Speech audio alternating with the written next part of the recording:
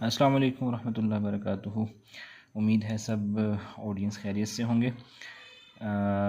मैं आपके पास एक बहुत ही इम्पोर्टेंट और वेरी इंटरेस्टिंग इन्फॉर्मेशन आपके साथ शेयर कर रहा हूँ और ये उन स्टूडेंट्स के लिए बहुत ज़्यादा इम्पोर्टेंट है जो कि फ़ूड एंड न्यूट्रिशन और dietetics and food science and technology से रिलेटेड है। बाकी ये एक जनरल पब्लिक के लिए भी बहुत कीमती इन्फॉर्मेशन है कि हमें मालूम होना चाहिए।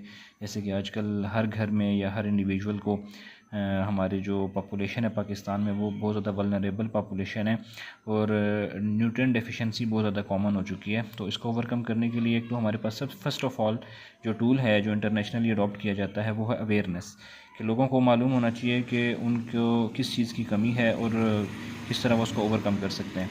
जब लोगों को मालूम ही नहीं होता कि वो उनके जो सिम्टम्स शो हो रहे होते हैं किसी भी डिज़ीज़ के, तो वो किस वजह से डायग्नोज प्रॉपर्ली नहीं होते, तो जिसकी वजह से उसको फिर ट्रीटमेंट प्रॉपर्ली नहीं किया जा सकता। तो फर्स्ट ऑफ़ ऑल इसमें यह है कि हमें नो हाउ होनी चाहिए, हमारी अवेयरनेस हमारी नो हाउ इसके लिए कंप्लीट होनी चाहिए। तो इसमें ये है कि जैसे इसमें जो बिल्कुल बेसिक चीज़ें मैंने आपसे कुछ शेयर करनी है। इसमें न्यूट्रिएंट्स, जैसे कि आपको मालूम है कि दीज आर द न्यूट्रिएंट्स, ठीक है, जो कि हमारी बॉडी की रिक्वायरमेंट होती है उसकी प्रॉपर ग्रोथ एंड डेवलपमेंट के लिए। न्यूट्रिएंट्स की दो मेजर टाइप्स होती हैं। Number 1 is the macro nutrient and number 2 is the micro nutrients, ठीक है। मैक्रो न्यूट्रिएंट्स होते हैं जो कि लार्ज क्वांटिटीज़ में हमारी बॉडी को रिक्वायर्ड होते हैं, ठीक है, और जो ग्राम्स में होते हैं, जैसे कार्बोहाइड्रेट्स हो गए, लिपिड्स हो गए एंड प्रोटीन्स।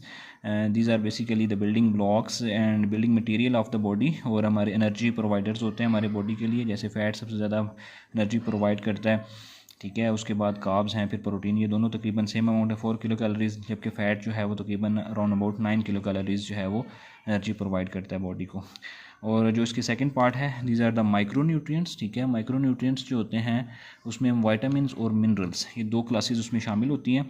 तो आज जो मेन मैं आपसे डिस्कस करना चाह रहा था, एक बहुत ही मैंने आसान सा एक तरीका आपसे शेयर करना था याद करने के लिए वाइटामिन को, यानी वाइटामिन की जो आगे मज़ीद कैटेगरी है। मिनरल्स तो आपको पता है जैसे कि जो बहुत ही रेयर माइक्रो न्यूट्रिएंट्स जो है ना, वैसे भी हमें माइक्रोग्राम्स में या मिलीग्राम्स में रिक्वायर्ड होते हैं बॉडी को।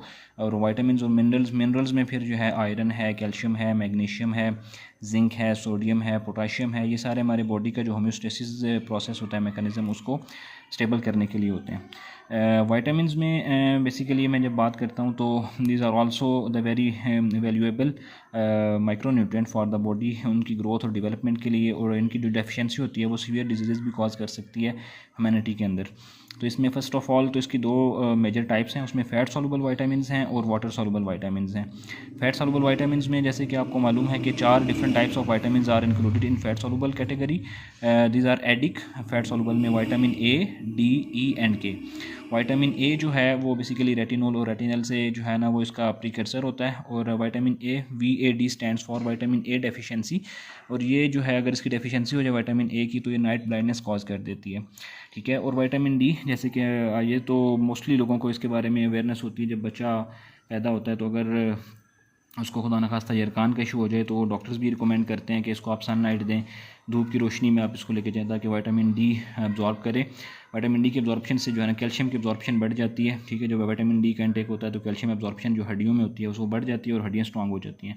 अगर इसकी डेफिशिएंसी हो जाए तो ऑस्टियोपोरोसिस, जिसका जो है ना वो ब्रोकन बोन्स या पोरस बोन्स हो जाती हैं, जो कि जो एजड वीमेन ख़ास तौर पे हमारे माशरे में या फिर जो हमारे आप कह लें बुज़ुर्ग होते हैं उनके अंदर जो हड्डियों का और जो है जॉइंट्स का इशू हो जाता है वो ऑस्टियोपोरोसिस, वो विटामिन डी की डेफिशिएंसी से होता है। तो इसको ओवरकम करने के लिए विटामिन डी जो रिच फ्रूट्स हैं, फ्रूट्स एंड वेजिटेबल्स या फिर मिल्क है इसमें, ठीक है, उसको इनटेक किया जाता है ताकि विटामिन डी की डेफिशिएंसी ना हो। इसी तरह विटामिन ई जो है वो बेसिकली एंटीऑक्सीडेंट के तौर पे काम करता है बॉडी के अंदर। और इसकी डेफिशिएंसी से जो है वो ब्लाइंडनेस भी हो सकती है, डिमेंशिया भी हो सकता है और कार्डियक के डिफरेंट प्रॉब्लम्स भी हो सकते हैं। तो ये एज एन एंटीऑक्सीडेंट काम करता है और very important for the oxidation and reduction processes of the body, जिनको ऑक्सीडो रिडक्टेज भी कहा जाता है, ठीक है। और लास्ट में जो है विटामिन के is very important in the sense कि ब्लड क्लॉटिंग के लिए या फिर कोआगुलेशन ऑफ ब्लड के लिए बहुत ज़्यादा इंपॉर्टेंट होता है। जैसे अगर किसी को कोई भी ज़ख़म आ जाता है, कोई इंजरी हो जाती है तो वहाँ से ब्लड बहना शुरू हो जाता है, ब्लीडिंग स्टार्ट हो जाती है। तो अगर वो खुदा न खास्ता ब्लीडिंग उसकी कंट्रोल नहीं होती या बंद नहीं होती तो वो ब्लड लॉस की वजह से उसकी डेथ भी हो सकती है सीवियर केसेस में। तो इसकी जो डेफिशिएंसी होती है वो ब्लड लॉस ज़्यादा हो जाता है, जिसको हीमोफीलिया भी कहा जाता है, ठीक है। और उसको ओवरकम करने के लिए अगर आप देख लेते हैं जनरली, अब आप इसको खुद ऑब्ज़र्व कर सकते हैं, अगर खुदा न खास्ता आपको कोई इंजरी हो गई है और उससे ब्लीडिंग स्टार्ट हो गई है, तो अगर आपका थोड़ी देर में ब्लड जो है वो जम जाता है, कोआगुलेट हो जाता है, तो इट मीन्स कि वो डेफिशिएंसी आपको नहीं है। और अगर खुदा न खास्ता है तो इसमें फिर आपको जो विटामिन के रिच फूड्स हैं, जैसे स्पिनिच है, इसमें वेजिटेबल्स हैं, केल, कैरेट का जूस वगैरह, और इसके अलावा टर्निप ग्रीन्स, ये आपको इनटेक करने चाहिए। अच्छा, जो इसमें जो सेकंड पार्ट है वो बहुत इंटरेस्टिंग है। इसके लिए हमने एक की तैयार की हुई है, जो हमारी एक सेल्फ मेड है। ये स्टूडेंट्स के लिए बहुत ज़्यादा इफेक्टिव और उनके लिए हो सकती है। इसमें वाटर सॉल्युबल जो विटामिन हैं, ठीक है, उसमें दो टाइप्स होती हैं। विटामिन बी कॉम्प्लेक्स होते हैं, ठीक है, और जो विटामिन सी उसको कहा जाता है। विटामिन बी कॉम्प्लेक्स में मज़ीद 8 different types of vitamin are there. इसको हमने एक आसान सी की तैयार की है। इसके लिए आप देख सकते हैं यहाँ पे, आप इसको याद कर सकते हैं, TRNPPFCB, टर्न पप फकब। ये एक हमारी ख़ुद सेल्फ मेड है, ये इंशाल्लाह शायद आपके काम आ जाए। तो मैं इसको थोड़ा सा मज़ीद एलेबोरेट कर देता हूँ जल्दी से। T stands for thiamine, that is vitamin B1। R stands for riboflavin, that stands for vitamin B2, ठीक है। उसके बाद N for niacin, vitamin B3। P for pantothenic acid, vitamin B5। P for pyridoxine, vitamin B6।